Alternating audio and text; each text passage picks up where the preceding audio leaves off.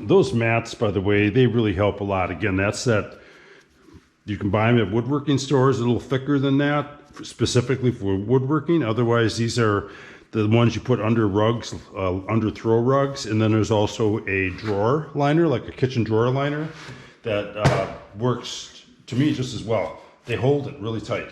So what I'm going to do on this is I've got a couple of markings here, like from pencils, and I'm just going to touch those up a little bit.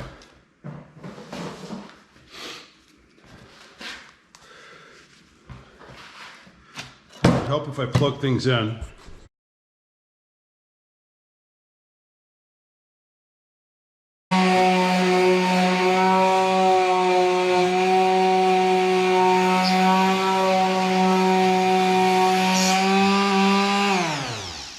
So I'm just sanding enough to get rid of any pencil marks that I made. And once you know it, I'm hitting it with the rubber. Time to change the sandpaper. Well, maybe not. I'm good. Anyhow, that's all I'm doing for right now.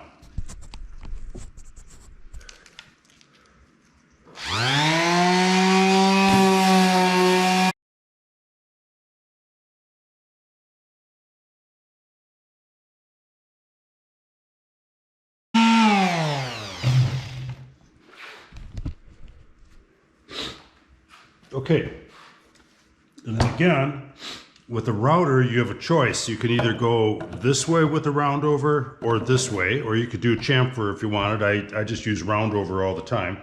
So, since I'm going to be doing the inside and the outside, I might as well do it this way. Again, part of the design is that, in fact, when I took the clamps off, I heard this pop. And it actually separated right here. There must have been too much pressure on that. And there wasn't enough glue because I underdid the glue. I normally, use Gorilla Glue, let it sit overnight. That would never happen. So, but this is a good example, and maybe you might even think it was intentional. I could tell you that, pretend that it wasn't. But it's a good chance to show you how to fix stuff on the fly. And basically what's going to happen is a couple of things. I could pour some glue down in there, put the clamps back on, and so on. But again, this epoxy that I'm going to pour in here is pretty much going to take care of that. So I think I'll just probably stick with that and see how that does, Routering, that's where we were, all right?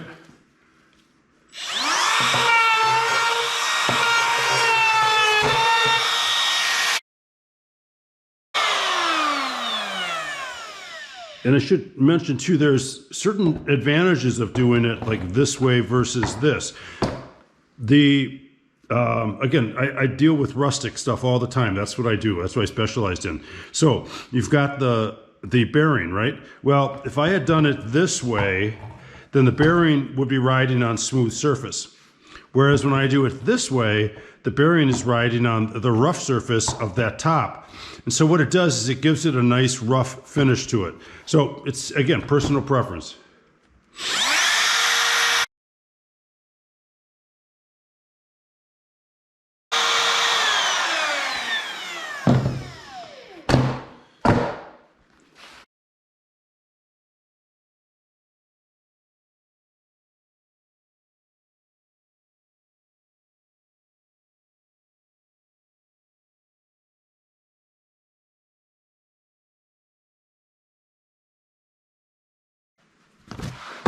Well, let's see. Pick my poison. I use the larger one. Again, that's water in there.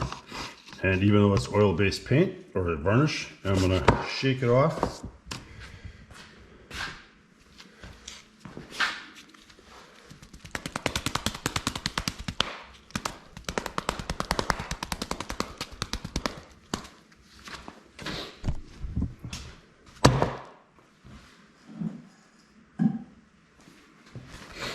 Wipe it down a bit. Again, we wouldn't do this if it was a project that was going to go in Fine Woodworking magazine or something. We wouldn't dare, right? And I also wouldn't dip the brush into the can of varnish. I would have a separate container. So that said, I'm going to get started. And the reason I'm varnishing it, by the way, is because even though I'm going to use the two-part epoxy, the two-part epoxy does not bring out the color anywhere near like you'd want to. It doesn't bring out the tones. It just kind of keeps it where it is. I really want this to come out, and that's why I'm going to varnish it. One coat, that's it, just to bring that out.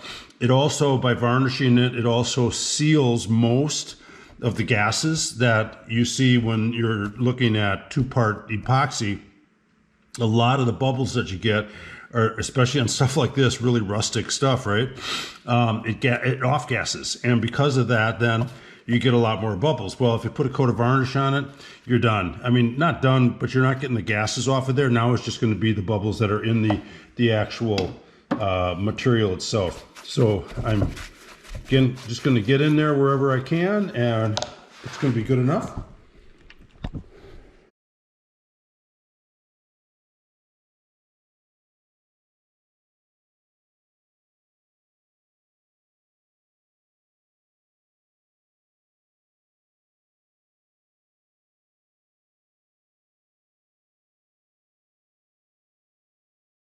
Okay, so the back side, I'm not going to put the two-part epoxy on. This I'm going to do the varnish, right? And same thing with the rails or the flanges. Those will not get two-part epoxy either. So second coat on this, because again, this is the side that would go towards the mattress. Another reason why you wouldn't do something like this, because that would be kind of catching on mattress and fabric and everything else. Again, that was just a stupid mistake on my part. I wasn't paying attention, and I let that go in there. Now, that said, once I do get the two-part done on the other side, and it's cured and I can flip it over, I could actually go ahead and put one coat of two-part epoxy, pour it pretty deep right here, and then pour it all on this, and then that would really give a nice finished product for a bed, but you're not going to see it, so it's kind of expensive to do it that way, other than, again, to fill this mistake in.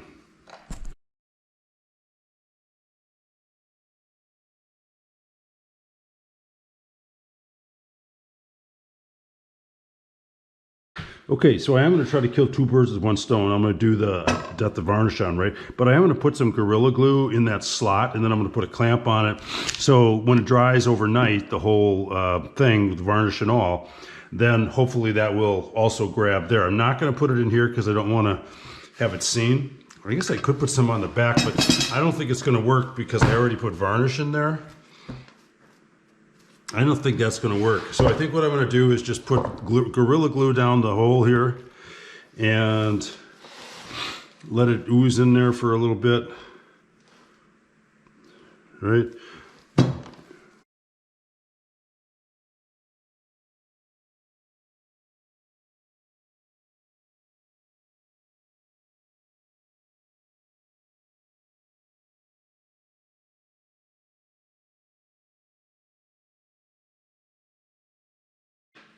So that's as good as it's going to get for tonight. Again, I've got one clamp on there. That Gorilla Glue is going to ooze like crazy, but it went down quite a ways. I think when I tilted that up, it went down there a ways, so it probably is going to hold. And then again, we'll see. I might even leave the clamp on when I put the two-part pour on, because that way then everything should then take care of itself, you know? All right, so that's it for tonight.